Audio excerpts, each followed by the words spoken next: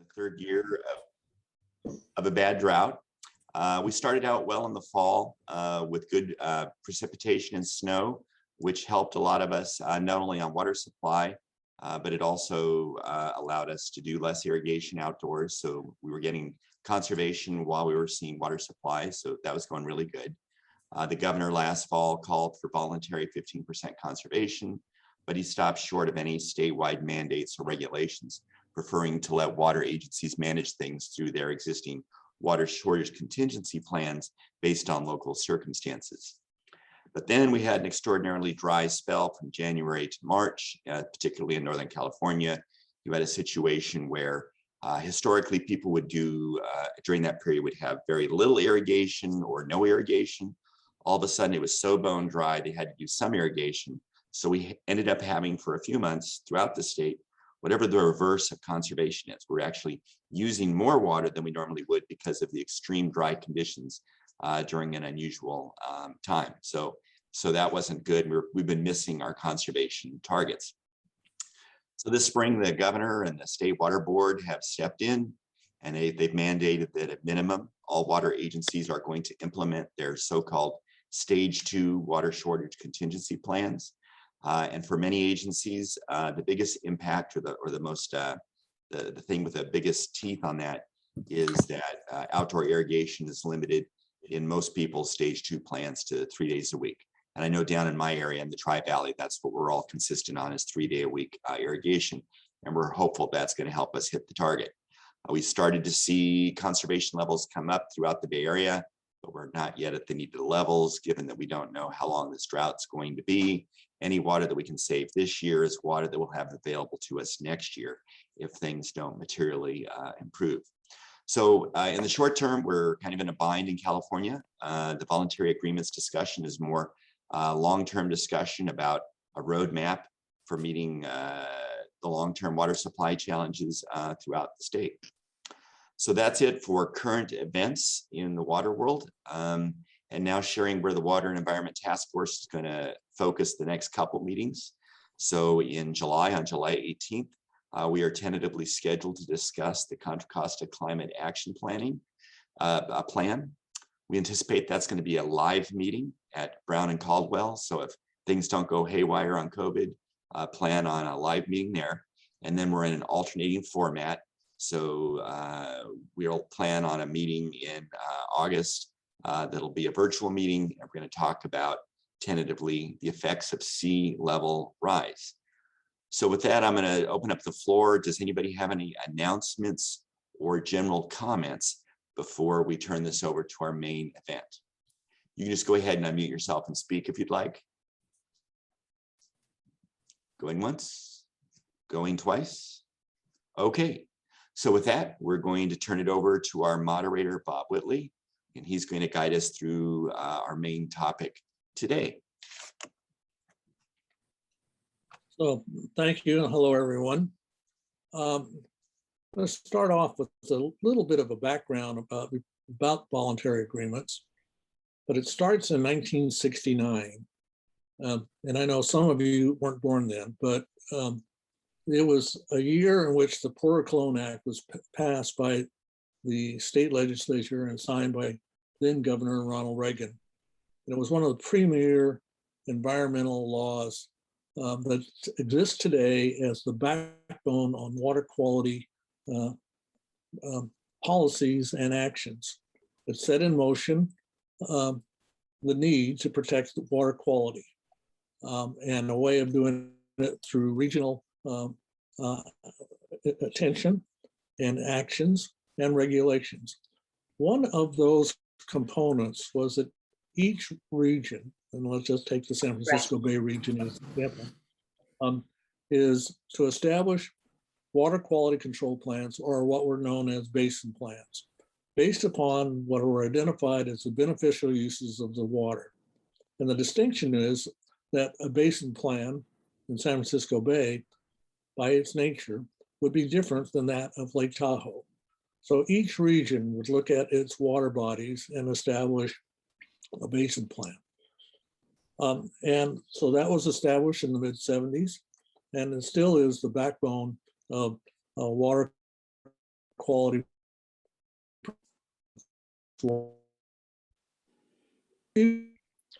because of the and other concerns.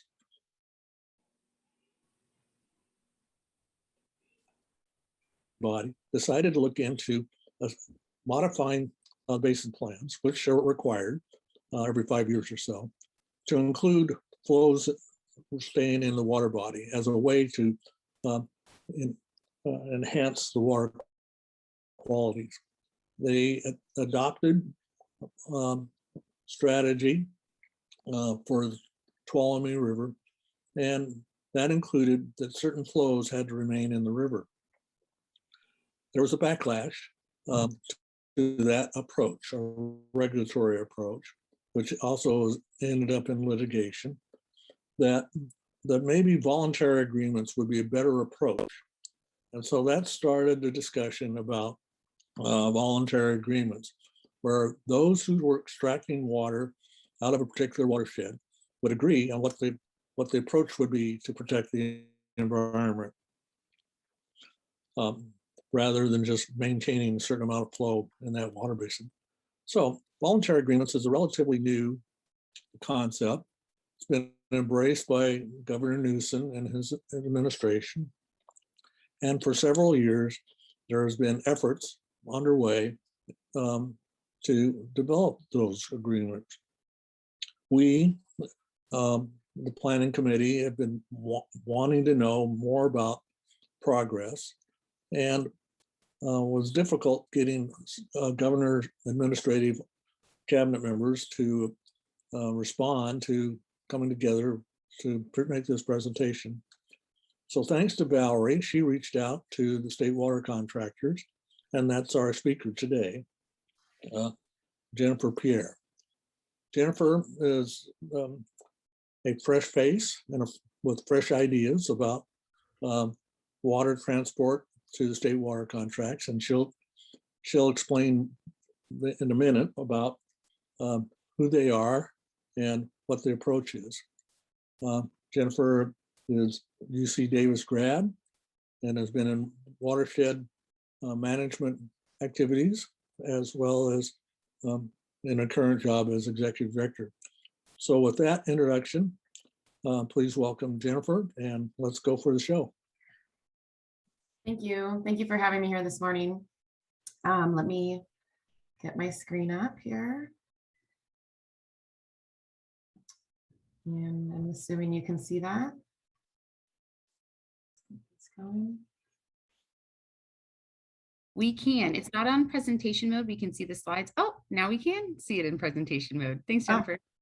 Oh. Okay, so it's good to go? I think you're good to go. Okay, great.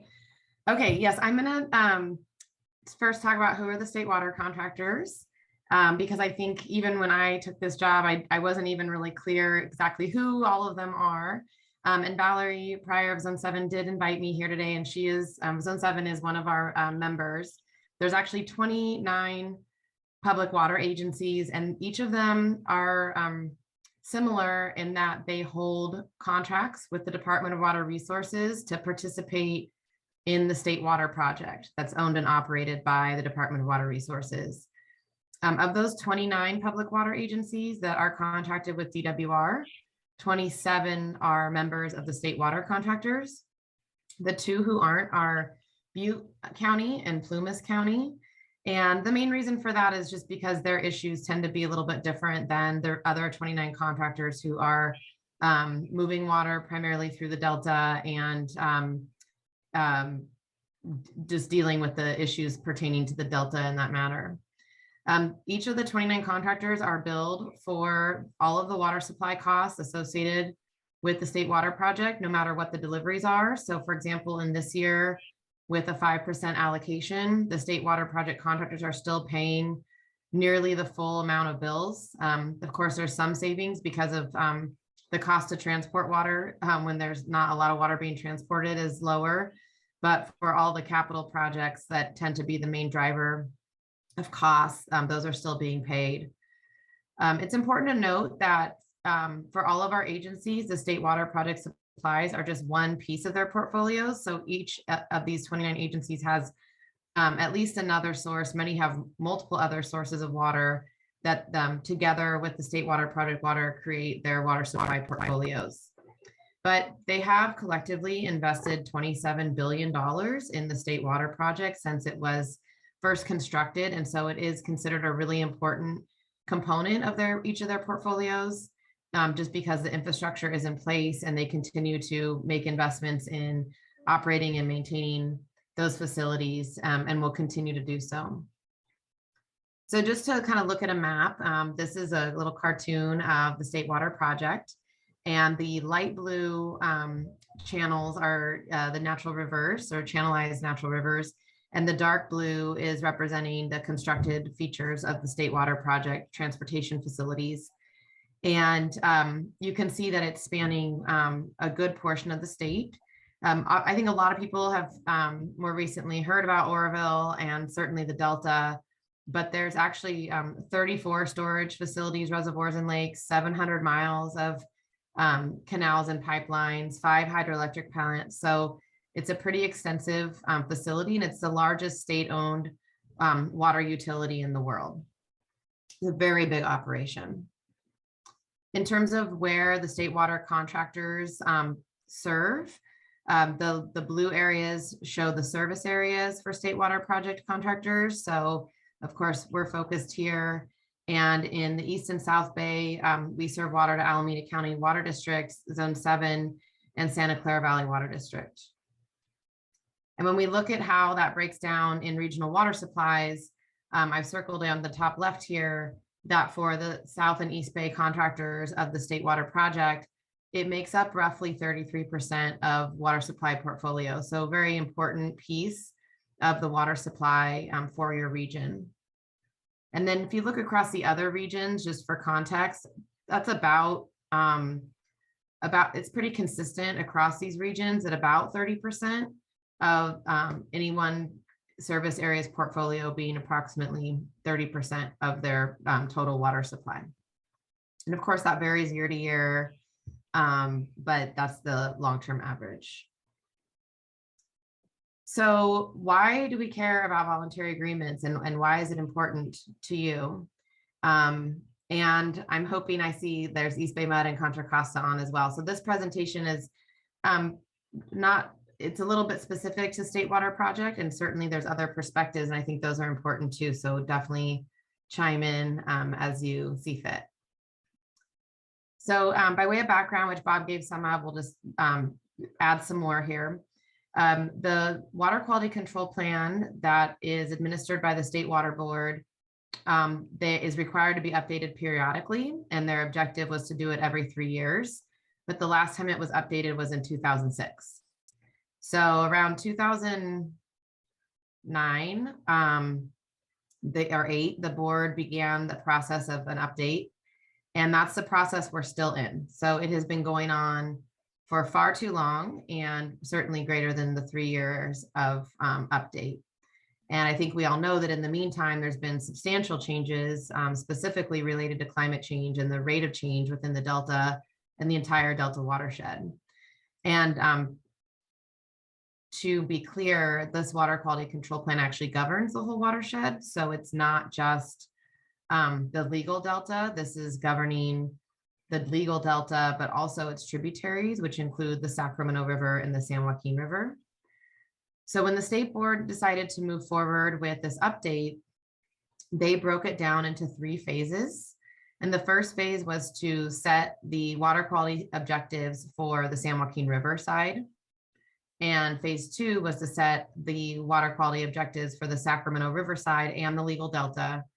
And then in phase 3, they would basically go through assigning responsibility to different water users to meet those objectives that they would set in phases 1 and 2. So to date, on this process, what has happened is that in December 2018, the State Water Board did adopt a CEQA document and water quality objectives that for the San Joaquin River side, but they have not proceeded to make an assignment of responsibility of those water quality objectives. The state board staff's proposal to basically generate water to meet these objectives is what's called an unimpaired flow approach. And what this means is that a certain percentage of water that's entering the watershed would not be allowed to be stored or used. So it would just kind of flow through the reservoir system, through the tributaries, the rivers, and out through the delta. And we are really concerned about this for a number of reasons. One is that this flow only approach, we think, doesn't take into account the need to really create the interface between landscapes and water, along with other issues that are impacting fish like passage. And the state board has said that as part of their process, they can't actually include anything other than flow, that flow is their only measure. But that if it was a proposal to them, they could accept additional measures. So that's one value of the voluntary agreement we'll talk about a little bit more. We've also estimated that if we were to apply the unimpaired flow approach across the Delta watershed, again, Sacramento, San Joaquin, all its tributaries, it would be about a 2 million acre foot cost on average annually to the whole water system, which would be devastating to the state. And then lastly, we think that it would take a really long time for the board to go through that phase 3, because it's highly likely that water users would bring litigation to the board and how they would proceed in assigning responsibility for their water quality objectives. And because there are so many parties within the watershed, we think that adjudication could take 10 to 20 years. And in the meantime, there'd be no improvements for the environment, no actions taken. So really, these are the drivers for looking at the voluntary agreement. How do we include non-flow measures?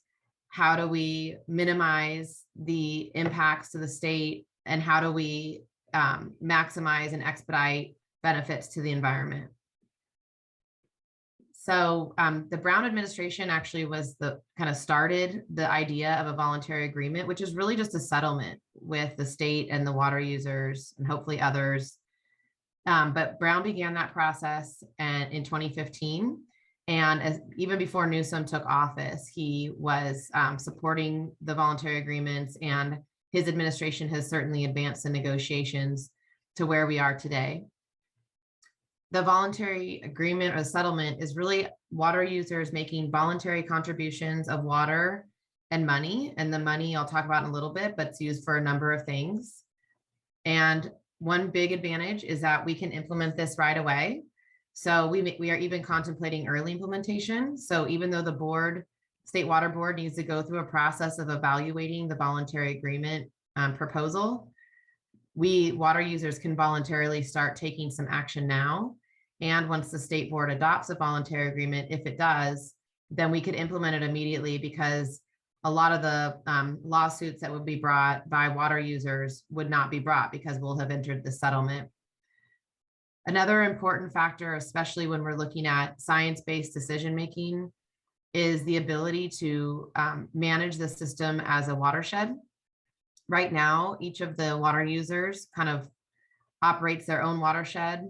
There might be some coordination at times, but for the most part, folks are pretty insular in how they're operating. They're meeting their own specific in-stream flow needs. They're meeting their own permit requirements, but we're not really talking to each other about, well, gosh, if we kind of modified some operations over in the Yuba, for example, and we modified some operations on the Tuolumne, can we generate some better environmental benefits that we wouldn't have thought of if we weren't talking? And likewise, bringing some of our science together in a way that a lot of the work, for example, that is done on the McKellamie is very fascinating to me, but there's not a lot of outlets for us to be coordinated and learn from that in a way that can be applicable across the watershed. So having that system-wide, watershed-wide governance and coordination is really key and very novel, actually, for the Delta. The other thing that the voluntary agreement does is it can create a stable regulatory baseline. Right now, because we've been the book has been open for the water quality control plan since 2008 or 9. There's a lot of uncertainty about what the kind of base requirements will be. So Bob talked a lot about this kind of being foundational, and that is true. And so the quicker we can get to resolution on the water quality control plan, the easier it'll be to do, take other actions in the Delta, whether that be investing in storage or expansion of storage or conveyance facilities, or even just climate change management, monitoring. And there's a number of litigation actions occurring between the state government and the federal government and a number of public water agencies. And we're hoping through the voluntary agreement stabilization of this regulatory framework that will help facilitate resolution of that, some of those lawsuits in a way that I think allows us to focus our time and attention on actually solving problems. Not all parties have signed on, and I'll show a list in a moment, but it remains open to any party that's subject to the water quality control plan. And there was an MOU with an attached term sheet that many parties signed on March 29th of this year. And in that MOU and term sheet, it is very clear that parties that are subject to the water quality control plan can sign on at any time now, or even after the board makes its decision to implement the voluntary agreement. So we really, really, really want to leave this open, not just to water users, but to tribal interests and environmental community. The door is open. There's been a number of invitations sent. There's been some engagement in the past, and we're starting to see a little engagement now. But it's really important to us for this to be inclusive. But in terms of who signed on March 29th, this is the list of agencies that did sign on. I've since heard that Friant Water Authority has signed on in the last few days. So I think we are seeing more people. I believe Solano County Water Agency has also signed on, and we're hoping more will sign on. But even as of those that signed in this list on March 29th, it represents about 2/3 of all the water users throughout the watershed. But again, we're hoping that others will sign on. We really think a lot of value in the voluntary agreement comes to this idea of coordinating and a watershed-wide management approach. And so really want to see folks come in. I'm just looking, oh, nothing in the chat for me. Okay.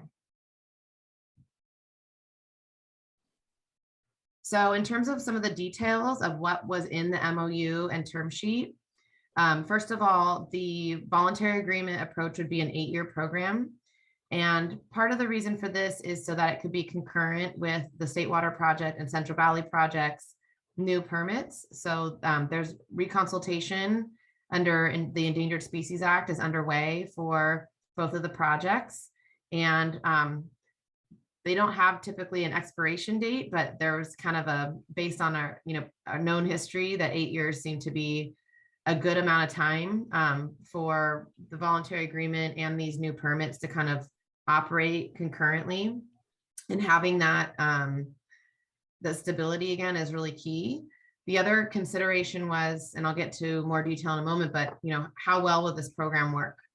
So 8 years felt like a good time to test our hypotheses and be able to revisit. In terms of how the program is being funded and put together, water agencies would be contributing water, and they would also contribute funding, and that funding would be used for purchasing additional water, for constructing habitat or other habitat projects like passage improvements or gravel placement, and then standing up our science program, which is really meant to supplement existing science programs throughout the watershed and really coordinate those science activities. We also are assuming a good amount of state and federal funding, and that funding would be used to purchase water, construct habitat, and support the science program. The all hands governance program, again, to me, I think it's the most important thing we have. Looking ahead towards climate change, I guess living it now, but looking ahead, because this program's not quite in place yet, we have really hard decisions to make coming up. They'll be more complex and more challenging than we've ever faced before. I think we're feeling some of that this year. And I feel very strongly that the way we're going to get through that is by having a forum where we can actually have conversations with each other and discuss the trade-offs, not just between water supply for cities and farms and the environment, but even trade-offs between things like managing storage versus delta outflow, or managing certain species or runs of species compared to others, and how all of these different discussions and trade-offs and values get considered as part of a decision structure. is going to be really vital for us to be making good decisions. And to support that decision making, we are also proposing to have very frequent reporting.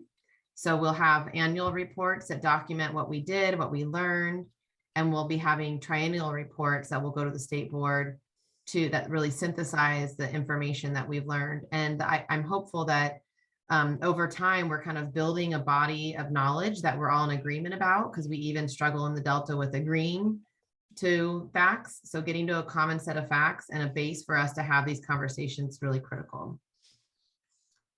So with a focus on the state water project, this chart is just showing the volumes of water.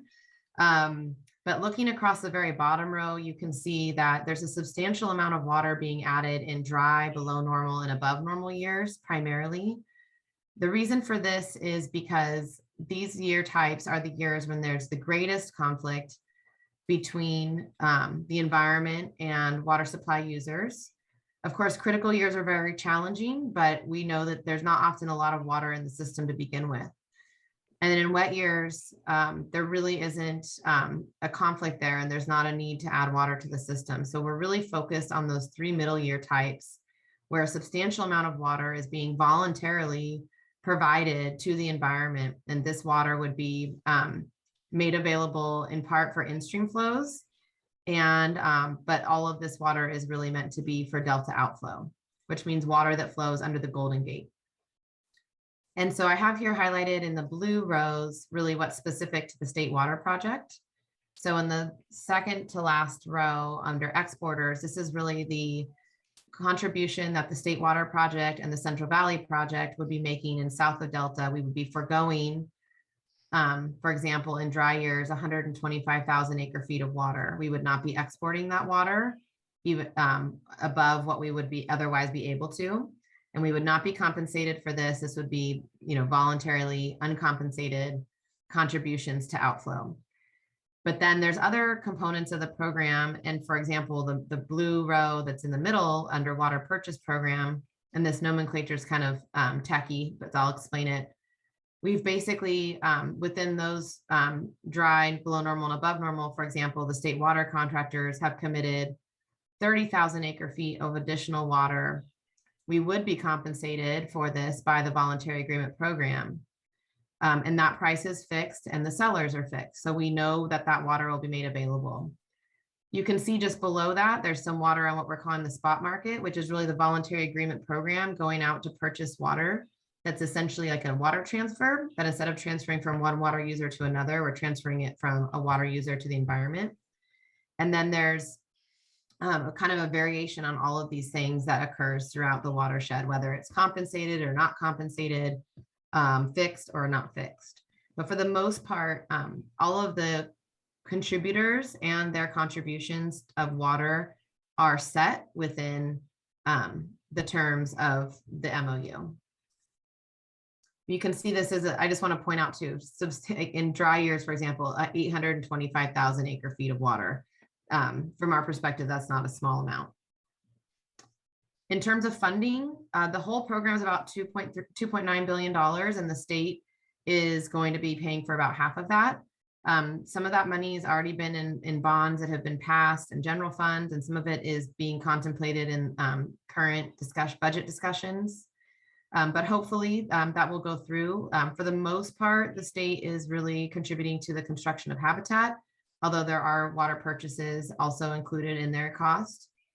The federal share has been deemed at $740 million, and we're pretty confident that that money is available primarily through the bipartisan infrastructure bill. A lot of this would be used for habitat construction and science. And then in terms of the public water agencies, about $590 million would come from the public water agencies. So we would basically be taxing ourselves in order to generate funding over the 8-year term that would go into, there's a water revolving fund and a habitat revolving fund. And for the state water project specifically, because this varies across the different participants, we would be paying $10 an acre foot. So when we look at the average diversions over the last 20 years or so, we estimate that we'll generate about $200 million from the state water project towards the program. And then we're also looking to see if before the board adopts the voluntary agreement, could we kind of do a voluntary collection in the early term? And if we did so, maybe that would be another 50 million. Again, that's not set. We're looking into it. And then we also valued our foregone exports, which we did not, we're not getting compensated for, of a value of about 150 million. So that's how the state water project piece breaks down. All of the public water agencies are contributing to these revolving funds, and how they're contributing is based on a number of factors. One factor is how much water they divert. So the more a water user diverts historically, the greater their share of funding contribution, and water for that matter. And then the other factor is how senior a water right holder they are in the system. So the state water project diverts water at the higher end of the spectrum. And we also are junior. And so the $10 an acre foot that I described earlier is the maximum. Others are paying $1 to $3 an acre foot, maybe divert less water and are more senior in the system. But I think the important thing here is that all of the public water agencies are contributing to these funds. So everyone's pitching in together. I mentioned briefly just the reporting, but again, I can't emphasize enough how important this is. Our plan is to put together an initial strategic plan, which will really guide us in how we operate. And we'll have monitoring plans that are approved by the board. If you look at the attachment 4 to the MOU, there's some detail about how we're going to measure our the efficacy of the actions we're taking. And that needs to be built out more, but I think it gives a good frame. So we're going to be looking at two things. One is, did we do what we said we do? Did we make the money available? Did we implement the habitat? Did we make the flows available? So that's kind of our first check, pass, fail. The second one's a little bit more complex. The second one really has to do with, are these actions working? And if we continue to do these actions, do we think we're going to be able to meet the water quality control plan objective? Like I mentioned, we have an all hands governance group, and all of the voluntary agreement parties are welcome. We haven't invited tribal interests, and we've invited environmental groups to participate. There were a number of environmental groups involved in the development of the governance structure prior to 2020, and we're hoping that they will come back. But in the meantime, we're holding a seat at the table for them. There's a lot of expertise within the environmental community, and we're hoping that they will make sure that the seat that is being developed is appropriate for them, and that the expertise they can contribute to habitat restoration, adaptive management, and operations can be added to the program to its success. And then I mentioned we'd have annual reporting. And I think I just answered your question about biological goals and objectives, but did you want me to expand on that? If the group would like that, yes, thanks. Yes, I just mentioned the monitoring plans and the metrics. So there have been what we've called BGOs, or biological goals and objectives, that had been worked on as part of the kind of a framework effort that we were working on in 2019. Interestingly, I think that in that case, the public water agencies and the environmental community were pretty aligned that we didn't really like the direction those were headed. I think it's really critical that, we are measuring things in the system that are actually going to inform subsequent actions. And right now we're spending over $100 million just in the Delta annually to measure things that may not really be informing our subsequent actions and management decisions. The voluntary agreement monitoring programs and biological goals are, and it's, the connection of those two is really going to be driven by what action did we take? What do we expect to have happened? Did that happen or not? Why not? And therefore, what are we doing differently? And that's part of this reporting cycle. And so we do need to develop, we're calling them metrics now, but what are the metrics we're measuring for? And we are also going to have hypotheses affiliated with different actions within the watershed and within the voluntary agreement program. Adaptive management is a really, common word. It's kind of like sustainability. We don't do a good job at it. And I think that we're trying to get very serious about an adaptive management approach in the voluntary agreement. We talk a lot about it. There's a lot of successes in adaptive management in other watersheds. We've hired a consultant, Compass Resource Management. They have put together programs like this in other watersheds, including the Platte River, which has a number of federal, state, local, and tribal interests that all work together to implement adaptive management, and a number of other watersheds that they've worked in. So we're really trying to make that connection between what we're trying to achieve and the actions we're taking and the corrections or forward movement we need to make. So I think there's a lot more to come on that topic, but I think that there is a very strong will across all the parties to really use this forum as a means to finally get adaptive management in the Delta. I saw one more question I'll answer now. Are all of our 27 members on board? Well, I still have a job and I did sign the MOU, so I don't want to speak for any specific agency because only 2 agencies within my members did take formal votes at their boards, and that was Metropolitan Water District of Southern California and the Kern County Water Agency. But from my perspective, I think my members understand the importance of the voluntary agreement and the value to both a stable water supply and affordability on the state water project, that I don't believe that there's any opposition. But there have been no formal board endorsements other than those 2 agencies. Okay, I'm going to move on. So what happens at the end of 8 years? If you were watching the voluntary agreement back in February 2020, just before COVID hit, the Secretaries of California EPA and Natural Resources put out a framework. And that framework was actually an 18-year program. In this new iteration of the voluntary agreement, it's an 8-year program with the potential to extend for 15 years, which we hope it will. But as I mentioned, we want to be able to really look and say, are we on the right track? So we kind of have this green light, yellow light, red light concept in the term sheet that we signed on March 29th, which is really, using our triennial reports and annual reports and the information we're learning and generating. Can we say that we think everything is going as we'd hoped? And that if we keep doing these things, we're going to meet the water quality control plan objectives?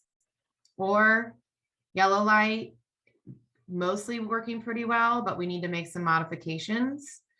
Or hopefully not, red light, this is the wrong path and we need to get on a new pathway. So it's going to be really important to document what we're learning and what we're doing and being able to be nimble to make adjustments.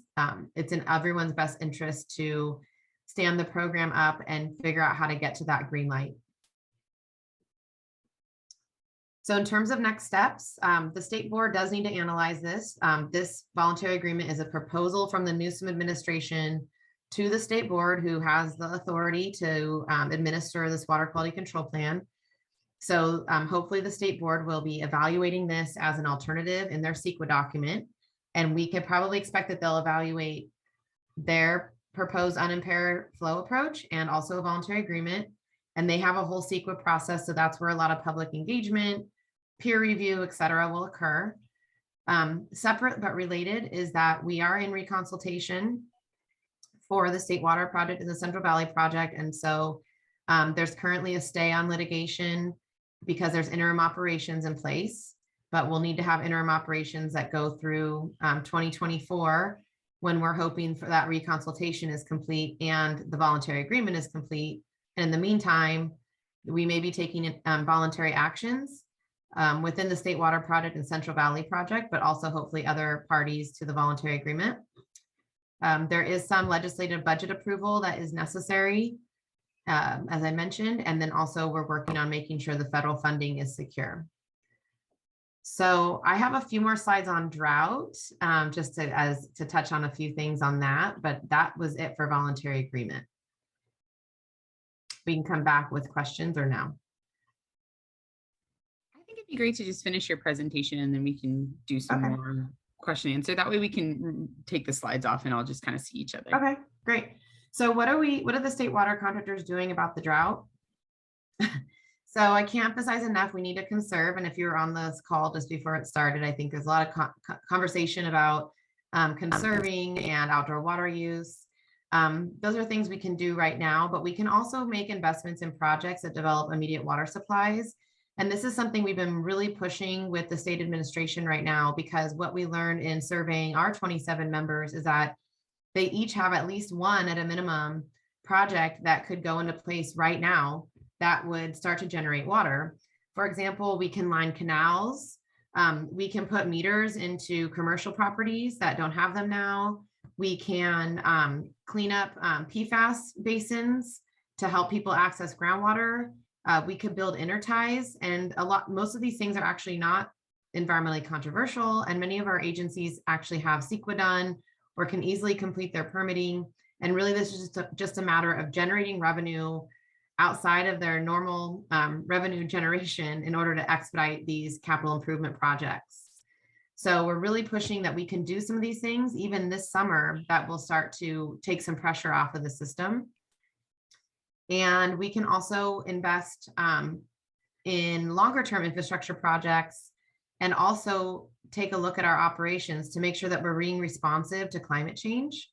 Our whole infrastructure was constructed with the idea that we have snow in the winter, it slowly melts in the spring, it fills the reservoirs, and we slowly release water from the reservoirs to meet agricultural and municipal demands throughout the summer and fall.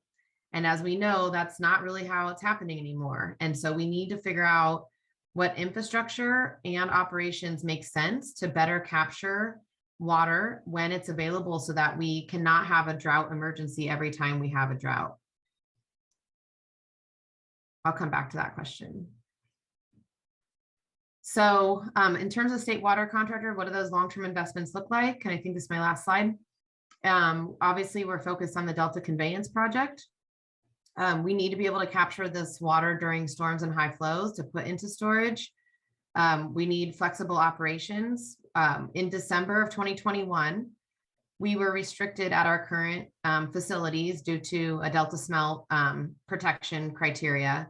But just in the 2-week storm that occurred in December, which we're all in Northern California, so we all remember, we could have actually moved 240,000 acre feet into San Luis Reservoir without violating any environmental criteria. So it really is just pointedly demonstrating how critical new infrastructure can be as we look at climate change hydrology. Storage is another area we're looking at. I know many of you are as well, but two big ones, of course, are the Sites Reservoir and the expansion of Los Vaqueros. But I think that we also need to be looking at below ground storage in the San Joaquin Valley, and there's other opportunities in other basins as well. But we do have to deal with the Sustainable Groundwater Management Act and trying to get groundwater basins in a sustainable place. And one way we can do that is by moving surface water when it's really high flow events into the ground to protect those groundwater basins and also to use as a storage facility. We're also very focused on operational flexibility. I think people have probably heard about forecast informed reservoir operations, but really getting better forecasts so you can better balance flood control and water supply in our reservoirs, but also what are our criteria on our existing infrastructure, even new infrastructure, and how is that criteria responding to this climate whiplash, this idea that we're going to have the wettest December on record, followed by the driest January and February on record, followed then by I think we broke records in June this year. So how do we respond to that? What do we need to do for that operationally? And then lastly, all of our contractors are also required and have been focused on reducing reliance through regional self-reliance, which is the requirement under the Delta Reform Act of 2009. And that can be met through conservation actions, local and regional projects, which many agencies are investing in. But it's really important that people understand that, for example, for water recycling or for storage projects, you need a base supply, you need something to recycle, you need something to store. And the state water project then plays a very critical role for each of the state water project contractors to kind of support those local and regional project investments. So that's kind of a long-term, hopefully not too long-term, but they've been long-term investments and ideas we're looking at that really help us be drought resilient. And actually, I wouldn't even say we're talking about drought anymore. This is really, aridification of the entire Western United States. And so this being our new normal, what do we need to do to adapt to that? So I believe that's it for me. And so I will stop sharing. Oops. All right. And there was one question in the chat I didn't get to, and it is the board looking at additional water sources like treated wastewater? The board permits things like that, but they don't necessarily, they're not proponents of specific projects.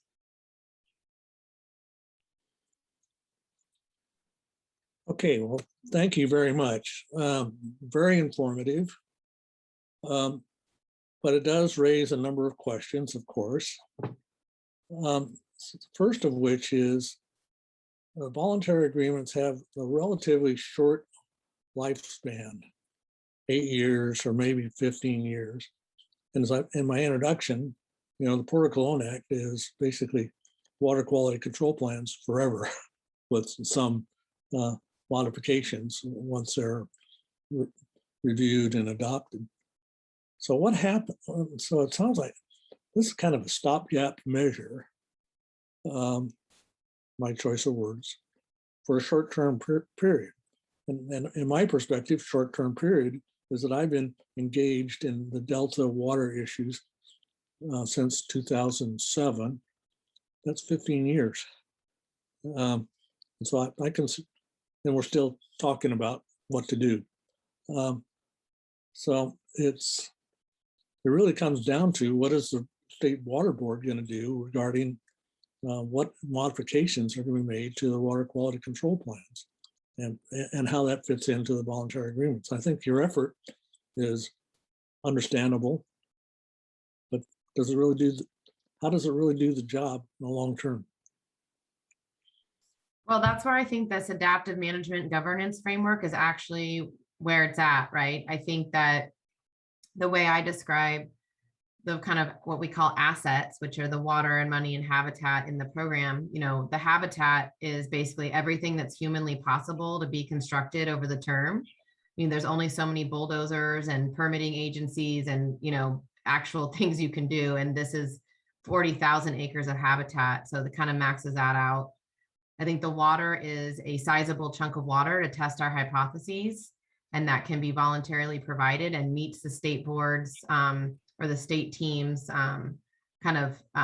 target for a voluntary agreement.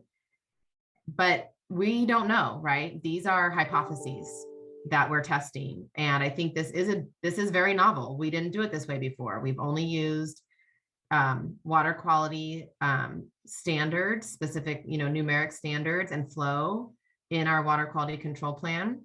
So this is a new way of doing it. And maybe after 8 years, we'll unfortunately figure out this was not the right way. But I'm very hopeful that once we establish a forum where we are having a dialogue around what needs to happen, what resources are needed, how they can be drawn, and working collaboratively, that's actually where we're going to see a shift in how business is done. So while we're only really committed to 8 years, and hopefully there's expansion to 15 years, we need to get into a space where we work collaboratively. If you look at other river sheds, like Colorado River even, is more functional than the Delta, in part because they all work together. They understand each other's needs, each other's missions, and they're able to communicate and develop solutions around that. And so for me, and this is my personal opinion, other water users may feel differently, but I personally feel very strongly that the main important piece here in this program is setting up this governance structure that allows us to work together, because the future is going to be even more complex than it is now. And we're going to have to be able to make nimble decisions. And the board staff would be part of governance, DFW, Fish and Wildlife Service. So this is not just water users. This is everyone at the table trying to work together to make decisions, and voluntary contributions from those with the resources. So thank you. Yes, collaboration is key to everything. Which brings me to, you mentioned that the NGO groups were active up till 2000, I think you said, but are absent now.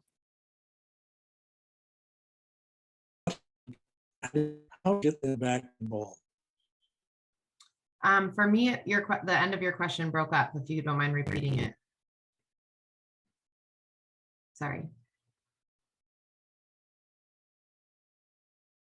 Was that just me? No, it broke up for me as well. Bob, did you hear that? She wasn't able to hear the end of your question. My question was, I mean, what happened? And then they backed away, and how to get them back involved? So they were involved until February 2020, which is when this California EPA Secretary and the California Natural Resources Secretary presented a framework for a 15-year voluntary agreement. And at that point, there was also the issuance of a new biological opinion under the previous federal administration. So that also happened in February 2020. And in March 2020, the state issued an incidental take permit for the state water project. And a whole web of litigation broke loose at that time. And I think that is combined with some of the written materials that environmental groups provided that said that the program contemplated in the 2020 framework did not include enough habitat or water or money. I think that there was a lot of effort shifted either away from the voluntary agreement or into the litigation efforts, which is one thing we need to get out of the litigation so people don't need to focus on that. In terms of bringing them back in, I think, we're just trying to leave the door open and the invitation open, make sure that there's a space for them. And, I think there is, while not official participation by any environmental group, there's certainly a lot of kind of side coordination with a number of environmental groups that are experts in habitat restoration, because the state is contemplating a substantial habitat restoration beginning this year. And so I think we will see them more officially engage over time. But at this point, it's really just, using our existing relationships and areas of expertise to try to make sure that actions we're taking in the very near term are getting input from those groups and leaving the governance structure open for them to join in a more formal way when they're ready.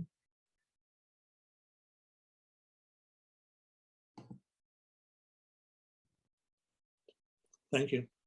Thanks, Jennifer. Does anyone else have any questions? And if so, would you mind raising your hand? That makes it easy for me to kind of see.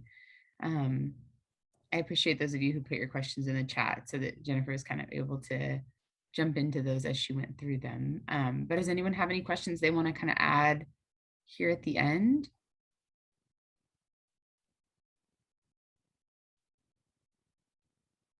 All right, I'm not seeing any. Oh, John, go ahead, John Coleman. Yeah, sorry about the background noise. I apologize. My question is, I'm with East Bay Mud, and we have found the process frustrating with the voluntary agreement because we can argue on science, which you indicated.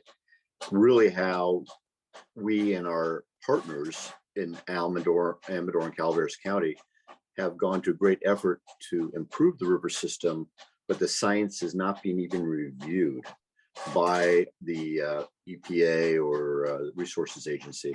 How do we get past that point where they will look at the science, which actually shows that we've improved tremendously the fish flows on the Columbia? We think we provide 4% of the water to the Delta, but we provide 40% of the returning salmon to our watershed, which is no other river system in the state can even compare to that. That's true. That's why I think I mentioned in my presentation, we want to be able to learn from you guys, because I think we need more connections to figure out what are you doing and how do we do it elsewhere. I also share your frustration. I think the State Water Board, when their science basis reports had previously put out, just kind of what we considered kind of science that didn't include all of the data that's out there. So there's a lot of missing pieces to the total story that tends to get used to justify some of the components of the voluntary agreement. They did set kind of a target that had to be met in the water. And, I'm not endorsing that target, but my hope is that as we put this program together and we are forcing ourselves to do that reporting and to really match our hypothesis to the action, to what actually happened, that it's going to be more difficult for agencies who maybe historically have not really been early adopters of information to kind of have to take that into account as we move forward. And I think that's, again, part of this importance of this governance group that's, holding us collectively accountable to each other, right? Like, why are we taking X action if we're seeing, Y data? And I think that's the purpose of the governance and the value of the governance. But I think, our perspective is the voluntary agreement as a process is really critical. And so there's pieces of it, we're going to live with in hopes that we get to a better future, because we have a similar frustration that you'd have in the Delta for sure. Thank you. So let me, an idea or a question, I guess. Science is complicated because it takes time for the truth to come out, so to speak, and where you get a consensus of opinion, which is basically, in the academic world, it's called peer review, where things are published and receptive to any other peer review by other scientists. So the confusion maybe start to get resolved if there is such a peer review of, and not just the review by one party or the other.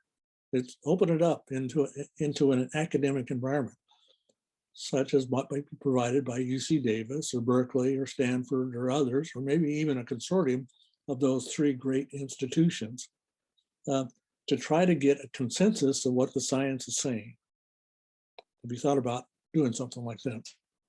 Yeah, the science, there's something called a science basis report, and the state board's required as part of their process to develop it. And they did develop one in 2017, and that was pretty flow focused.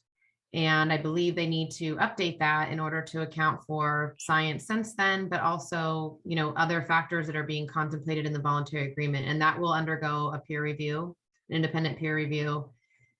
Typically in the Delta, we've of late been using the Delta Independent Science Board, which is a board that's loosely under the Delta Science Program and the Delta Stewardship Council. So that will likely be the independent board. And Jay Lund, for example, sits on that board. So he's from UC Davis. So while it's not specific to any academic institution, it does draw on people actually nationwide to look at that science. And I think that's really critical, because people tend to set their own hypotheses in their head and ignore any information. We all do this, right? It's, confirmation bias. So we do have that issue in the Delta. So bringing in these independent folks to look at the whole body of knowledge is really helpful to making sure that we are not operating with our blinders on. And I think the board's pretty committed to making sure that that happens as part of this voluntary agreement process. And they've done that in the past. And there's a number of ways, even outside voluntary agreement, that we use that independent science board to review things like our biological opinions and what's happened. But I think that in the Delta, it's going to be important to make space for curiosity. I think that we all tend to, again, decide what we think and how it is, and then we just lock into that.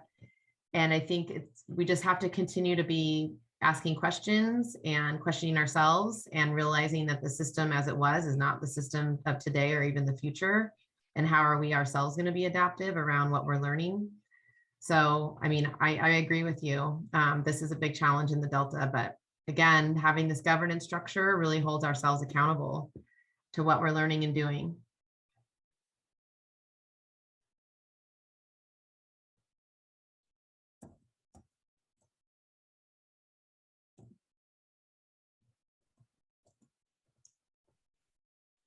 Thanks, Jennifer. Okay. We had one more hand up, but I think that hand has been put down since. Okay, last call for questions today or comments on this topic. I'd like to thank Jennifer for a great presentation to a diverse audience. I know she had thread the needle from those that are water geeks to those of us that are novices, and she did a great job covering the full range. And also thanks to Bob for being our moderator today and asking some interesting questions and setting the context. Any final comments or questions, or does anybody have general announcements before we adjourn today? I have a general announcement, Dan. Okay. So thank you, Jennifer. It was wonderful to have you here. And I think Valley Prior might have been helpful in coordinating this as well. So thank you to her and to Gary for helping us get this underway, and to Bob for moderating. It was great. I just wanted to mention that the East Bay Leadership Council every year holds an installation dinner where we welcome our new chair and members of our executive board and celebrate our board and co-chairs and all of the amazing volunteers that make EBLC function and work. So that is going to be on August 18th this year. There will be more information forthcoming, and we'll definitely mention it again in July. But I did just want to invite you all and let you all know that we'd love to see you there. And it's kind of the big EBLC celebration of the year for all of our members. So just wanted to throw that out there and make sure that folks were aware. That's all I got. Okay. Well, thank you, everybody, and hope to see you at our next Water Environment Task Force meeting live. We hope at Brown and Caldwell on July 19th. So look for email update on that shortly. Thanks, everyone. Everybody stay safe. Have a great day. Thanks. Bye-bye. Thanks, Dan. Bye, Jennifer. Goodbye.